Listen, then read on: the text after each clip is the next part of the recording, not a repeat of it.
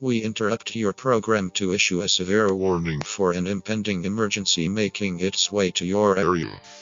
We urge you to be watchmen of the times and to be prepared with the essential knowledge and supplies for the wake of the final hour.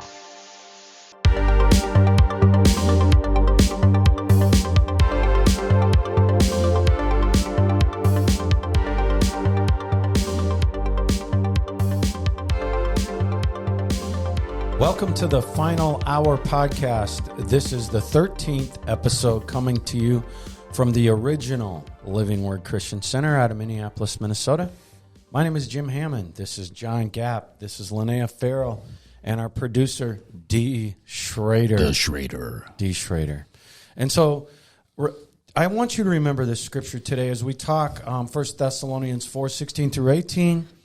For the Lord himself shall descend from heaven with a shout. That means we're going to hear a shout with the voice of the archangel. It's going to be the archangel actually doing the shouting, and with the trump of God, and the dead in Christ shall rise. 1 Thessalonians 4:16 through 18. Yeah. Verse 17, then we which are alive and remain shall be caught up together with them in the clouds to meet the Lord in the air.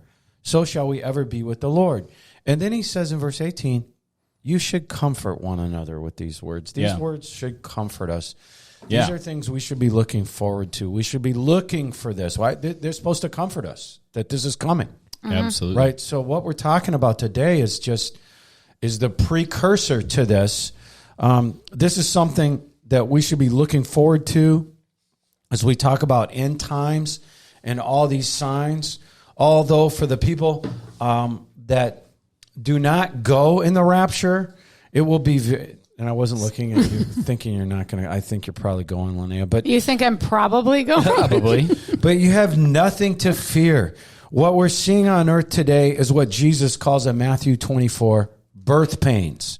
Yeah. So I urge you to press in, how it says in Philippians, press toward the mark. In other words, when you see that finish line, you don't slow down. Right. Okay? Right. And press toward the mark with your relationship with God. I think it's good for us just to walk through the basic signs that you can find in the Bible that tell us we are at the end. Yeah. Or that the end is coming. Right. That tell us out of the billions and billions of humans that have lived their lives on this earth, from beginning of creation, we're going to be the only ones in heaven that lived in this time. That we're going to be the only ones that when we live until the rapture comes, that never experience death. Right. Never experience death. That's like a 0.00001%. And really, it's pretty wild. We just start with the heavens and what's going on in the sky. We just looking at the Bethlehem star, which is Jupiter, Regulus, and Venus coming together at the birth of Jesus. Yep. The constellation was Virgo. They call that the Bethlehem star. Okay. Well, the Bethlehem star just appeared the first time since Jesus was born. Yeah, like in 2000 a couple of years ago. Yeah, a couple of years ago, for the first time. Right. Since Jesus was born, you've got more signals in the heaven that have happened. You've got blood red moons on Passover and Tabernacles. 4 blood red moons in a row. When's the last time? 2018 when that happened, or 2019? Yeah, and I actually think that there's some coming up that I read about that are coming up. I think it's this month. I think. I'll sure. look. Yeah. You keep going. There's signs in the heaven. When's the last time we had 4 blood red moons in a row on Passover and Tabernacles? Super, super long time ago. 1948, when Israel became a nation. It happened again in 1967 when the Israelis took back Jerusalem from the country of Jordan. Yeah. And it happened in 1492 when the Jews were kicked out of Spain. All of them. And hundreds of thousands it says there's a blood moon coming on May 15th through the 16th. Really? Of this year, yeah. 5 days. And so, but this is... That'll be about time when people are seeing this podcast. That's true.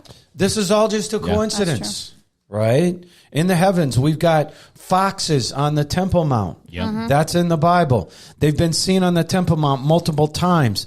That's a sign in the Bible that we're in.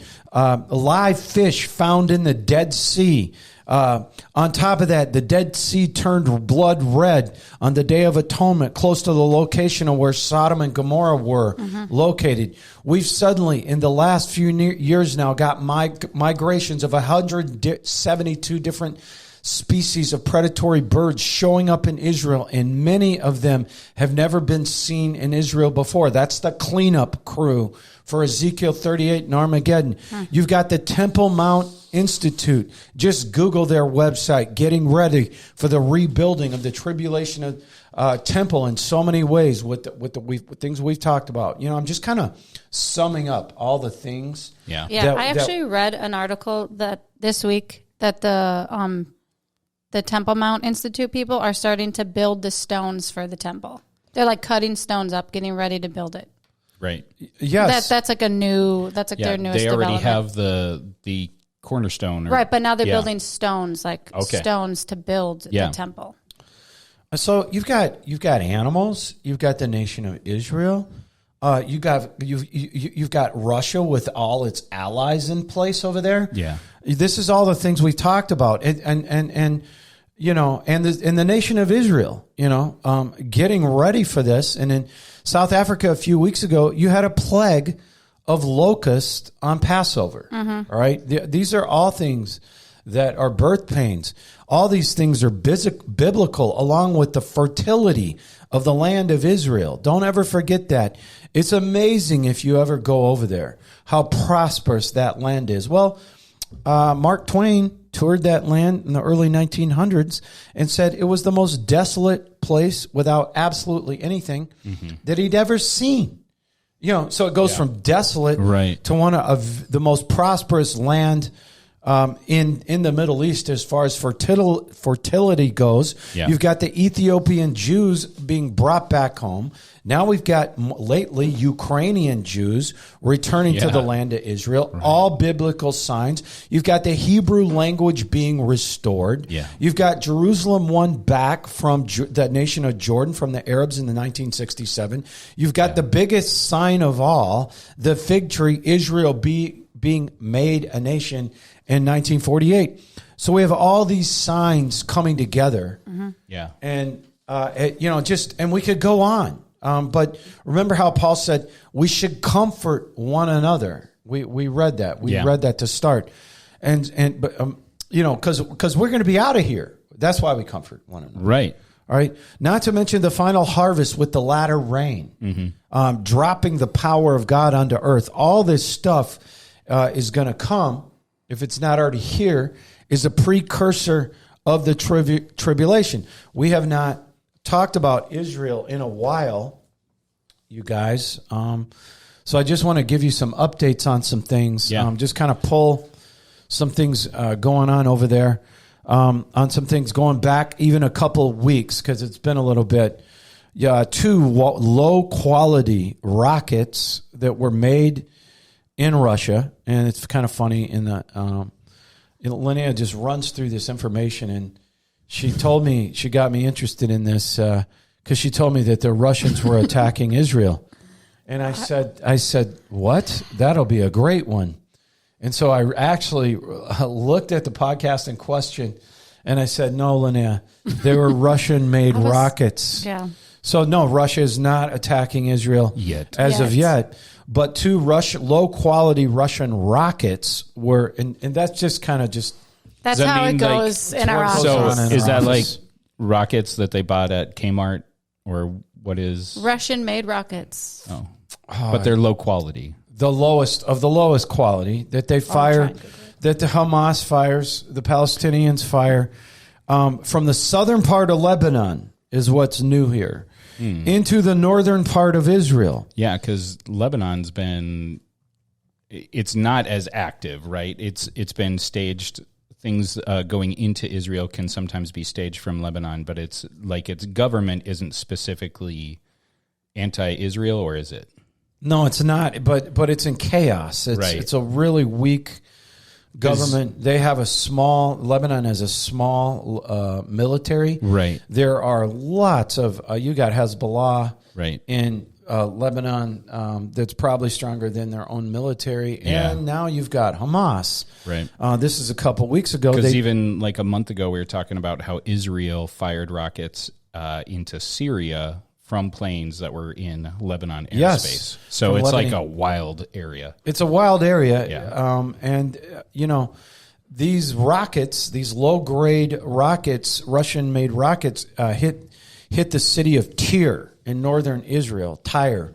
And the Israelis know that Hamas operatives, this is new here, fired the Russian missiles from a southern Lebanese village. So now we've got Hamas.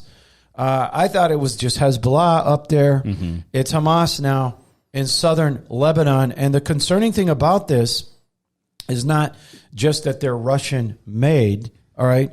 A lot of things over there are Russian-made, a lot of those weapons, but there was no alarm. None of their alert systems were able to spot these basic low-level Russian rockets, okay?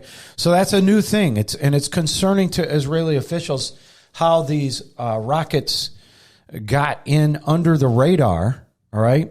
And the next day, the southern Lebanese military found who are pro-Israel, found two more rockets just like that were set up but were never fired, okay? But the Israelis believe it was Hamas Palestinians that fired those rockets from southern Lebanon, but we have to watch for the fact that there is there some new technology here that they're putting on these rockets that makes them undetectable. Right. Because otherwise the Iron Dome or whatever, wouldn't that usually detect that kind of stuff? This shocked the Israeli military because they went completely undetected. And I think it made them quite nervous that there was no warning at all. Yeah. Because they always have a warning for these rockets. They do not, nothing is shot into Israeli airspace where they're not warned about. And if we look at the Palestinians, they've become totally emboldened at this point, okay? You've got the riots that they started on the Temple Mount. Right. And you can see that on TV, short clips. They're firing rockets from the Gaza, which is not southern Lebanon, which they've been doing on and off this whole time. You've got Palestinian riots in Jerusalem at the Temple Mount and on the West Bank. Right. Now they're firing rockets from southern Lebanon. On top of that, they had an Iranian cyber attack, groups that have been conducting cyber attacks on the Israeli Airport Authority as well as the Israeli Central Bank. All this going on at the same time. And, of course, we're not hearing this with Lester Holt and CNN. And, he's with, what is he with? MSNBC. No, he's with NBC, isn't he? NBC? No, and I have nothing against Lester. That's just the only guy that I see when I turn it on. What you're seeing now, remember, you've got the Iranians massing weapons underground in Damascus. That's in Syria. Israeli F-16, it seems as if on a regular basis they're bombing these sites in Damascus. Yeah. You've got the Russians with two bases in Syria, an army base and a naval base, letting all this go.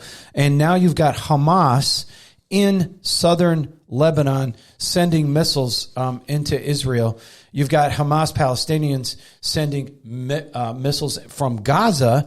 It's a concerted effort, if you're paying attention. All this at once, starting over Ramadan, right, that coincided with Passover and Easter, and to cause a concerted effort to cause the weak left-wing Israeli government to misstep, I think, by causing total riots and confusion at the Temple Mount, along with Iranian cyber attacks on the airport and central bank in Israel. It looks like a concerted effort or a really planned out, simultaneous kind of thing to me, right? Mm-hmm. Yeah. To cause a lot of confusions, and I believe they smell weakness. Yeah. Yep. Because their government is the Israeli government is very left wing right now. Yeah. Is very much like our Biden government. All right, here, i.e., look at the things we've done, pulling out of Afghanistan, Right. leaving billions of dollars of military equipment Over 80 billion. to the Taliban, Crazy. which made the Taliban suddenly the 26th strongest military in the world. And for those of you who haven't heard that, or don't remember, or just don't know, going off the subject really quick, when the American military, under Biden's instruction, pulled out of Afghanistan, we left the Taliban 33 Black Hawk helicopters, probably the best helicopter in the world. Yeah. Worth 33. millions of at dollars. least you could fly them out of there. Well, yeah. Well, yeah, they didn't. I know. Here you go, Taliban. Wait, 43 in number of a smaller helicopter called the MD-530 that could be weaponized. 33 of a larger helicopter called the M117. All right. So we gave them 109 helicopters. We gave them 4 C-130 transports, which is a beautiful plane. You just made an army. I know, but you do know that an army. they were training Afghan people to use these things.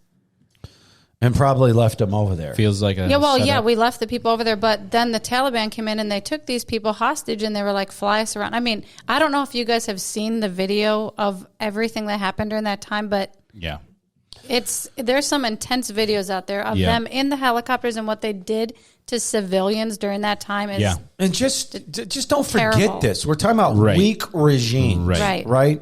This is weakness. You hand over the evil Taliban. How many people's heads have they cut off? Right. How many American heads have they cut off? Even after on video, they video Right. this stuff. Yeah. 23 Super Tucanos that's a type of, I believe it's a reconnaissance plane. We left them 28 Cessnas. Then we left them another 10 Cessnas that are technically able to are a strike aircraft. So Cessnas that are armed. We left them 634 M1117s. That's an armored combat unit. All right. I mean, this thing, it's American technology. 155 mine-proof vehicles. This one really got me. 169 armored personnel carriers. These things are made for the desert. They've got a 50 caliber machine gun sitting on the top of it. I'm telling you, if you're a little squad of dudes running around out there, you don't want to run into an armored personnel carrier. We left them 169 of those, 42,000 trucks and SUVs. Not 1,000. Not 10,000. You know how they mount those machine guns in the back of those SUVs? Yeah. That we left them 64,000 M60 and SAW machine guns. Yeah.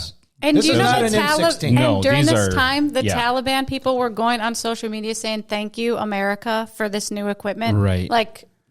This one is a killer too. The SAW. That's not an M16. It's not just a one person. It's not an AK-47. It's another It is the level. one that cuts down a crowd if you aim at it, because those things are 64,000 of those. An M60. You know how the one that Stallone shoots where he's holding, which doesn't. You can't. Are you talking about a Rambo? The famous, Yeah. Rambo. Yeah. That famous thing, that giant gun he's shooting. Oh. That's an M60. You can't do that, by the way. Okay, and so I'm just saying. Otherwise, Rambo it goes up. No. John Rambo. That's right. Okay, go ahead. He's built diff. Rocky is. Also, Wait, we're not even done. He's not real. 176 artillery pieces. That's like the big cannons. Yeah. That shoot miles. 126,000 pistols, right? 358,000 assault rifles. That's probably an M16. Right? Would you agree? Yeah. Oh, yeah. Definitely. An M16 or an M4. 358,000 M16s. Yeah. 16,000 night vision goggles. When does it? 162,000 radios, and all that helicopters, armored personnel carriers, machine guns, M16s made them the 26th ranked military in the world. That is insane. On top of that, have you guys seen the pictures of the millions of dollars? Yes. The room? But do you know what really got people mad during this time of what was left behind was the German Shepherd dogs that the military has. They got left in the airport, and that's what people were outraged about. I'm sure they murdered them, right? Oh, the dogs? Of course they did. Yeah. They don't. Yeah, those beautiful trained dogs. Yeah. You know how much it costs to train one of those military dogs? And they left all those dogs, you know, and on top of the pullout, you had 12 U.S. soldiers that were killed. Yeah. And I'm just saying, let's not forget about many others. Speaking of the Israeli weak left-wing regime, this is weak. Right. This is weakness, all right? This is the worst military withdrawal or pullout that has ever been executed, because usually you bring your equipment with you. Yeah, and there was a soldier at that time. His name was, I think he was a colonel. His name was Stu, and he kind of said that he didn't. Yeah, did you follow that whole story? No. They court-martialed him? They court-martialed him. Yeah, because he spoke out. Because he spoke out and was like, this is really sad. Why did we do this? And I followed the whole case. He's out now, thank God. People were praying for him. But he was like, this is pure weakness. And I wanted to remind you, just left all those Americans hanging over there. Right. Probably still running and hiding. Many people that aren't Muslim that are still being hunted over there. And no one cares. That's all forgotten. But all that to say, the Israelis have a very similar government right now. Mm-hmm. Okay? Mm-hmm. And just to update you on that, they have to hold a consistent majority. Right. If you know anything about Israel, that for that prime minister to stay in power, so that left wing guy over there, he could be done any day now. It's not like when we vote someone in here every 4 years. Basically, someone like Biden, you have to just hold your breath and pray for 4 years, right? Yeah. And just pray that he doesn't ruin the country. All right. Right. And so, but it's with the Israelis.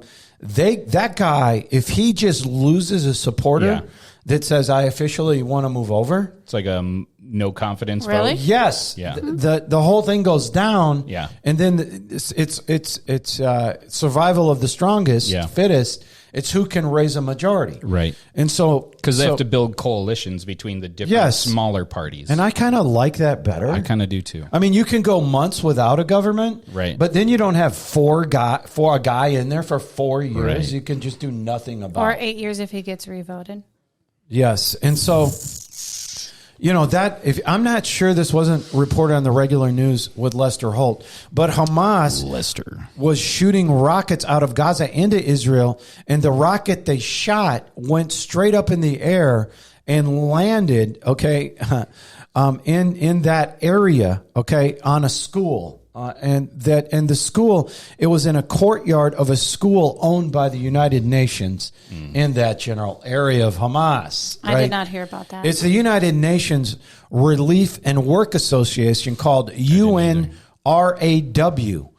UNRWA. It was their school, UNRWA. So all these things going on. On top of Hamas shooting rockets. It doesn't work. It is a terrible name. Yeah. Well, it's the United Nations Relief and Work Association. It landed on their school. Just give it to the PR people first, because no one tried. They need a brand manager. Yeah. Exactly. Well, it's the United Nations. All right. That's what WEF nice is for. Actually. Of course, you hear nothing about that, trucks. right? If Israel, their rocket lands in a United Nations school, it's going to be all over CNN. For sure. And so all these things are well planned, well organized, all to be coinciding at the same time as well. At the same time as any given city on any given day, you have Israeli citizens, Christians, Druze over there being murdered just in everyday life by Palestinian terrorists. I think there were 6 of them murdered over there in March while I was there. Wow. This is just on the street. Arbitrary Palestinian terrorists show up with a gun and mowing down Israeli citizens. Right. And I think the Palestinians are really frustrated with the Abraham Accords, with the peace treaties between Bahrain, United Arab Emirates, Saudi Arabia, outside of that, with Israel, making peace. So you have to, these are birth pains, all right, in the earth, Right. that Jesus talked about in Matthew 24. And you can see the pressure mounting on Israel literally from all sides now. Yep. From all sides, okay? Because now we've got Lebanon, rockets from the Gaza Strip, rockets from southern Lebanon, the Iranian weapon buildup around Damascus, Russia having bases in Syria, violence on the Temple Mount, where the Palestinians were throwing large rocks and firecrackers on the praying Jews at the Wailing Wall, and then running back into the mosque there on top, shutting the doors, and there's videos of them playing soccer inside the Temple Mount. Right. Okay, this is all well planned. Okay, I think they chose this Ramadan. All right, that we're coming out of. The fact that it coincided with Easter and Passover. They chose this Ramadan to try to launch a serious assault on Israel, and we need to pay attention to that. Besides that, you've got issues between Hamas and the Fatah, an international Palestinian thing going on, a power struggle, just trying to figure out who is leading. All right, so there's a lot going on. So moving on to a couple of other things. Here, let's close on another word of prophecy.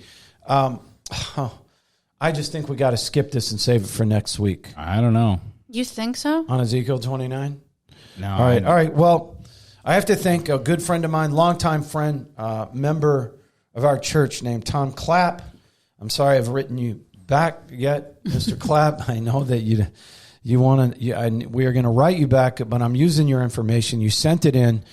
And I'm not going to give this comes from a prophet, a man that has studied prophecies in the Bible over 30 years. And I'm sending you a copy of chapter 29 of the book of Ezekiel. It describes that Egypt will be made desolate for 40 years. Verse 10 says. Interesting.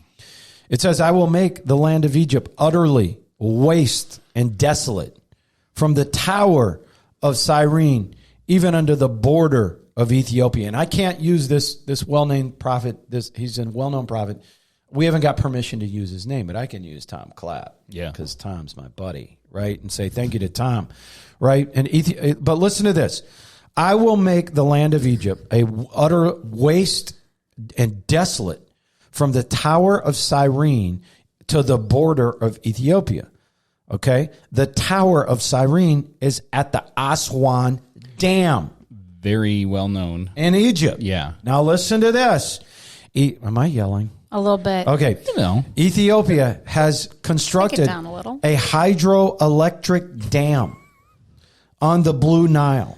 Okay. Right. There's an actual Washington Times article dated 2/21/22 on this. Ethiopia started filling the lake behind the dam in July 2020. It was projected to take 4 years to fill. That's 2 or 3 years from now. The dam was constructed on poor soil and had shoddy construction. According to this prophecy, the dam will collapse and devastate Egypt for 40 years. 90% of the people living in Egypt alone along the Nile, with billions of gallons of water will rush down the Nile when this dam collapses, take out the Aswan Dam, proceed to the Mediterranean Sea, and that's where Mike Lindell gets all his pillow crops, right? That goes into it's the like if you see the commercials, Pillow. It's only grown in this certain area. So this is very interesting article because I didn't know anything about this, you guys, and if you look at the Ezekiel 29 here in the 10th year, it sounds to me like judgment. It sounds to me like judgment on the nation of Egypt, because really Egypt was wicked. All right, to Israel for many, many years, and attacked them in 67, attacked them again in 71. Yes, they've backed off a little bit, but it may be too late. This is very insightful that what Tom Clapp turned us on to here. Ezekiel 29:1, in the 10th year, in the 10th month, in the 12th day of the Lord, the word of the Lord came unto me, to Ezekiel, son of man, set thy face against Pharaoh, king of Egypt, prophesy against him. So this is a prophecy against Egypt. Speak, and thus say the Lord, God, behold, I am against thee, Pharaoh, king of Egypt, the great dragon that lieth in the midst of his rivers, which hath said, my river is mine own, and it made it for myself. But I will put hooks in thy jaws, and I will cause the fish of thy rivers to stick up thy scales, and I will bring thee up out of the midst of thy rivers, and all fish of thy rivers shall stick up thy scales. I will leave thee thrown into the wilderness, thee and all the fish, See, it's going to flood. And what happens when it floods and then it regresses? You got fish laying on there, right? I think that's what that means when a dead fish, and thou shalt fall upon the open fields. Thou shalt not be brought together, nor gathered. I have given thee for meat to the beast of the field and to the fowls of heaven. And all the inhabitants of Egypt shall know I am the Lord, because they have been a staff of reed to the house of Israel. They have not been good. And when they took hold of thee by thy hand, thou didst break and rend all their shoulder. And when they leaned upon thee, thou breakest and madest all their loins to be at a stand. Therefore saith the Lord God, behold, I will bring a sword upon thee, and cut off man and beast out of thee. The land of Egypt shall be desolate and waste, and they shall know that I am the Lord, because he has said, the river is mine, I have made it.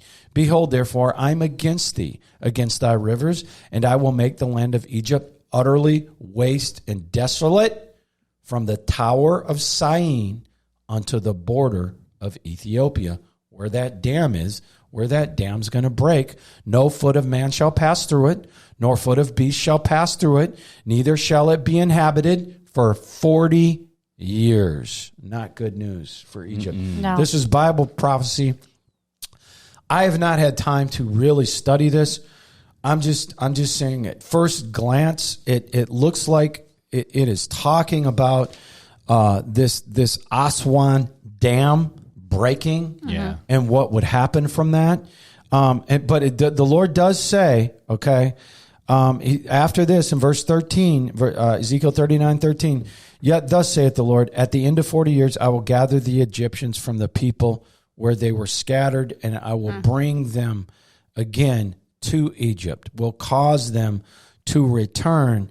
He does say in verse 14 that they will be a base kingdom. So that the Egyptians, you may want to think about. I'm sorry if we have Egyptian listeners. This is just a prophecy that was sent in, and I think it's not coincidental that this dam is going to break. Right. And so with that, we've just got so much we want to share with you today. John, World Economic Forum, we said last week, they're coming to a local government near you. And just right before we said it, or was that in my sermon? No, it was both. Yeah. It was both. Yeah. Look what we got. John found this. Well, someone else who watches the Final Hour podcast. Thank you, listeners. Thank you. This is Tammy and Kevin. Thank you, guys. Tammy texted me yesterday, said, hey, we've been watching the Final Hour podcast. It's very informative. Kevin and I serve on our township board, and recently our county government has been solicited to start a Blue Zones community. So they always make it complicated. Yeah. And try to hide. Blue Zone community. Hide what they're doing here. Check this out. This will blow your mind. Blue Zones communities, the person who started that actually is from the Twin Cities. His name is Dan Buettner, Buettner. He wears yellow pants. Khakis. Oh, is that khakis? I have no idea about that. Okay. But Tammy said, as I researched this, I felt it was tied to the whole climate change and anti-animal agriculture agenda. So basically the Bill Gates World Economic Forum, you don't need meat people. Yes. The people that say, you would be better without animal protein in your diet. So they want policymakers in our jurisdictions to pass regulations to work in phases to create food policy, amongst other things. You can look it up online. I started looking it up online. She's trying to follow the money. They're sponsored by the National Geographic, who's promoting the anti-animal, ag, and green spaces agenda. But when she was listening to our podcast, she started to check in, and this Dan Buettner guy is a policymaker for the World Economic Forum. Of course. The World Economic Forum coming to a local city council meeting near you. Yeah. They are at the local level, right? Yeah. And if you really read into this, they're really promoting what I got out of this was an anti, in the end, meat, right? Yeah. Diet, yeah. right? Because that's one of their number one goals is to take meat out of your diet. It'll just be a special treat for us. Right. Well, and that's the thing. So the whole thing, this blue zones, it's based on 5 different areas in the world that they say they studied, and they say it's the 5 like highest life, like the longest living people. Like they have a high percentage of people that live past 90 and past 100. But they're saying. Have less than 5% protein in your diet. They want you to have, so it's basically pushing all of protein out, and some other things that are pretty interesting. But the whole thing is that you can look and see behind what they're doing. Right. Obviously it comes in a package of you can live long, you can do what, but we also know that that pockets of people that are deprived of protein are very much easable. They're more easily controlled. Yeah, right? It's control. Yeah. The bottom line is control, and you need to pay attention what's happening here. Right. We talked about this is the 13th episode, probably 7 weeks ago, about famine. Right. Yeah. Right. Didn't you have something We did. So this it's all funny is because tied in here. Yeah, John sent me that, and this weekend I had been reading a few articles on. We already know that there's a fertilizer shortage. They've been talking about this. I listened to a podcast last November about fertilizer shortages, and at the time I was kind of like, okay, what does that mean? But now you hear people, Biden, Psaki, all saying food shortages, fertilizer shortages especially are because of the Ukraine war, which we all know is in fact not true. This started long before that, right? Yep. With the gas prices, but they were just mentioning like that the fertilizer shortage will affect our meat. And on Northern Ireland, I was reading an article that they have to get rid of 1 million sheep and beef because of the shortage of fertilizers. I know. This is an article. Right. Let's see if John gets that. I'm just saying, it's part of getting rid of fertilizers. They want you to go organic, right? So then how are you going to be able to fertilize all that? Everything that you need for the crops, for the animals. Right. So you don't have manure, and the manure is part of the. Is that what we're saying? The link. I don't know. I'm but just saying. Can I read you this article here? Yeah. CF Industries, the largest manufacturer of fertilizers, is warning its customers that fertilizer shipments will be delayed and may not reach farmers in time for the critical spring planting season because of the Union Pacific Railroad, not the Ukraine, right? Not Russia. The Union Pacific Railroad is going to limit the volume on private boxcars. Just happens to be limiting the volume of fertilizer that's allowed on boxcars. The railroad company ordered CF Industries and 29 other shippers to cut their volume by 20%. Union Pacific says the reductions are needed to reduce congestion. Sounds like the shipping problem. Right. But CF Industries said it would ask federal regulators to intervene. Why Union Pacific would single out the nation's largest fertilizer producer, just as it is trying to get the product to farmers in time for spring planting, is suspicious.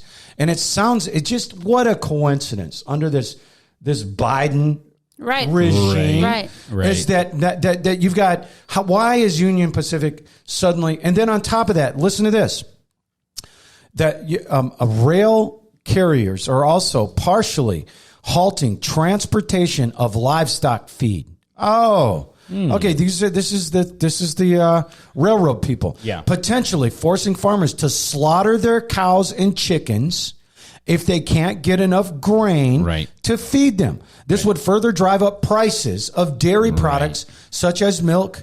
Milk, what, $9.50? Yeah, that's a gallon? what it was at Whole Foods the other day. Goat milk was $10.50 if you drink goat milk. All right. What in the world? Nah, I don't. I do. Listen, I drink goat milk. So, I mean, okay, you go ahead. Well, hold on. Because let me just refer back to this Northern Ireland. Yeah. So they passed a climate act that will require their region to lose 1 million sheep and cattle. And then this also says, for years we were warned that climate change would cause food shortages, but now it appears that climate policy will be one of the biggest factors in causing food shortages. And then you have, we all know Greta Thunberg, right? The 17-year-old who won the Nobel Prize, who gets her information from other people and tweets it out, right? She said, this is what her words are. I want you to panic, because when you panic, you don't think rationally and calmly, and you make poor choices. The only way they can sell these climate-inspired utopian energy and food production fantasies is during times of COVID crisis or wartime crisis, which is what they're doing right now. That's exactly blaming it on Ukraine. Right. When it's not Ukraine's fault. It's not Ukraine. It's American companies. Right. It's the American railroad. Yeah. Suddenly, what do we say? Partially halting transportation of livestock feed grain. Right. Potentially forcing farmers to slaughter their cows and chickens. And look at where the deal got them in Scotland and Ireland. Right. That's part of the deal. Yeah. Remember, we brought this up in the first episode of the Final Hour podcast. Right. Yep. Because of the bovine flatulence. Right. They think that those cows, that their flatulence, it ruins. You want to say that correctly for me? No, the ozone layer ruins the ozone. Yes. And so, wow. I think the thing is, we need to spell it out. These shortages are man-made. Yep. They're going to be blamed on climate issues. Right. But it looks like there is a concerted effort around all of that to stop production of meat, to stop that, because everything is all coming together around that, right? Right. Well, fertilizer, yes, climate change. And everything I've read, it said it was on the Davos agenda to have a food crisis and famine crisis. So in the coming years. It's a concerted effort. Wasn't Davos in 2017 or 18? Davos, and then they've updated their agenda over the last couple of years as well. But is that what I'm seeing and what you guys are saying? Is this is all, they're not separate issues all around. This is a concerted effort, a plan to start limiting populations. Run these guys out of your city council. Now, we appreciate. What was her name? That was Tammy and Kevin. Where are they? What I would love to know what they're. We probably shouldn't be giving out where counties. Yeah, they're on the board of a township. Yes, and they have voted, and they're telling the township not to participate because they're in ag and they're in livestock, so they understand that it's important because this, they package this blue zones thing under live longer, but it's actually anti-meat. In the end, it'll be kill all the animals, right? Like they're doing in Scotland. But I love that she was like, follow the money, right? Right. She came follow to the this. Money. Yes, always follow the money. Yes, that's a big help to us. And just as we're going a little long today, but there will be. Jesus said in Mark 13, there will be. He said there will be earthquakes in various places, and there will be famines. Okay, and remember, we were talking about like 7 weeks ago, Revelation 6:5-8, the breaking of the third seal, and he saw a black horse, John did. In verse 6, it said, I heard what seemed to be a voice from the midst of the four living creatures saying, a quart of wheat for a denarius. That's a whole day's wages. And 3 quarts of barley for a denarius. Okay? And so that's talking about the tribulations, but we're talking about the birth pains. Right. When you see a gallon of milk going for $10, right? Yeah, I was like, I'm not buying my milk at Whole Foods anymore. Yeah. You know, they're blaming this on the Ukraine, but you're seeing our big governments, our railroad companies, these huge railroad companies suddenly slashing and trying to keep farmers from getting grain, livestock, feed, fertilizer, right? Yeah. And I'm just telling you, it's a plan. Yeah. So when the black horse is released in the tribulation, but these are the birth pains for that, it's just going to get worse and worse. I don't believe food prices are going down. No. Let me just paraphrase things for you here. Basically, in verse 6, it's saying, if you look into the translation, it's going to take a day's wage, okay, in the tribulation to purchase a quart of wheat, right? Yeah. So you know those things of oatmeal, that Quaker oatmeal? Right. Yeah. What is that, a little more than a quart, maybe? Yeah, I think it is. A day's wage. I have no idea. A day's wage. And a day's wage for 3 quarts of barley, which is not the same quality as wheat. What's a quart, you know? I'm just saying a whole day's wage. Food, this is the sign, it's coming, and at the same time, you know, the Green Deal or whatever it is in Scotland has got them slaughtering. But yeah, and they did this in Sri Lanka already, I was reading, and a couple years ago, and the government had to pay the farmers $200 million, and they are in famine right now because they have nothing because of this. It's what they want. Yes. It's what they want, because when they get people desperate, they're willing to take anything, right, or to do be happy, anything, or do anything. You'll have nothing, right, and be so happy. So you know, we want you to pay attention, and we want to remind you guys to please subscribe. Yeah, it helps us if you subscribe, and you know, we've gone long, so we're just going to sign. Is there anything we missed? Oh, there's some quick ones. Can I just give you some quick one-hitters? Sure. Here at the end. Why not? Because you need to pay attention. You know, that great guy out there in California, Gavin Newsom. Hey, Gavin. $1.6 billion worth of masks he ordered from China that never got delivered. Gavin Newsom, you need to pray for California, is taking away funding from the ICAC, Internet Crimes Against Children, for 2023. Took it away, right? You know how they hunt down those, the people on the internet that entice children over the internet? Okay. This means that law enforcement will not have the funding to protect the online attacks from predators against children.